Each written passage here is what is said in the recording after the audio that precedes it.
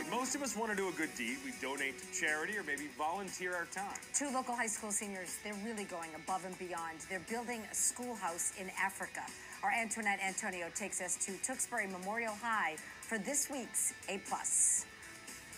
It was the trip of a lifetime for lifelong best friends Emma Scopa and Emily Camella. M&M, as friends call them, detouring from their African safari to visit this small school in Kenya. Dirt floors, metal walls, planks nailed together as desks make up the Embiti primary school. They never seemed bothered by it. They were just so excited to learn and be there, and it was just so incredible to see them all so happy. That happiness,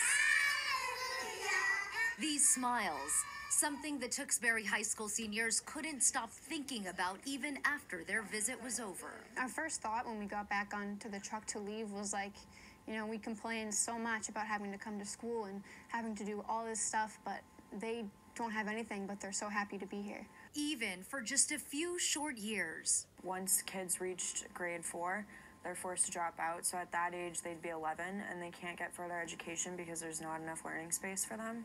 But M&M are working to change that, raising money for an additional school building. A school for every kid has raised more than $11,000 thanks to those who've donated through their GoFundMe page, including some teachers. When I read about it, I was blown away, but at the same time, not surprised that those two were doing something so special and so unique. Emma Scopa and Emily Camella from half a world away, building a schoolhouse and a brighter future for these kids in Kenya, deserve this A+.